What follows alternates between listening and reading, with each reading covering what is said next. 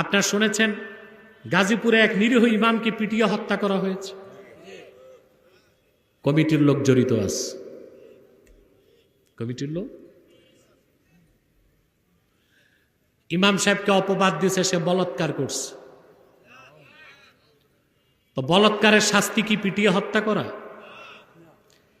Extra judicial killing, বিচার বহির্ভূত হত্যাকে ইসলাম সমর্থন করে না। বিচার বহির্ভূত হত্যাকে প্রচলিত আইনও সমর্থন করে না। এখন পর্যন্ত নিরীহ ইমামের মামলা নেওয়া হয় নাই।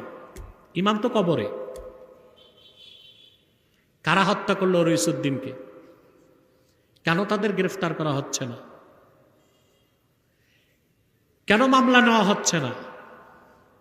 বাংলাদেশে ইমাম সাহেবদের মূল্য নাই। আমি এই ময়দান থেকে সরকারকে বলছি, ইমামকে যারা পিটিয়ে হত্যা করেছে জড়িত প্রত্যেককে গ্রেফতার করে আইনের আওতায় আনতে হবে, নতুবা তার চড়া মূল্য গভর্নমেন্টকে দিতে হবে। ইমামের দোষ দিলেই হলো বলাৎকার করছে, সাক্ষী লাগবে না? কথা বলেন, লাগবে না সাক্ষী? জনগণ আইন হাতে তুললো কেমন করে?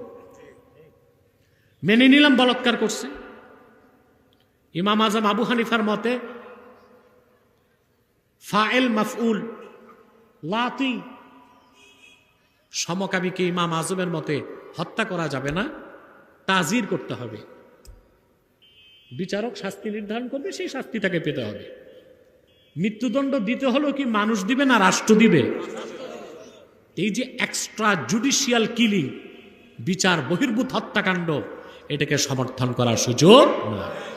এই ইমাম হত্যার বিচার আমরা চাই এবং দৃষ্টান্তমূলক শাস্তি চাই।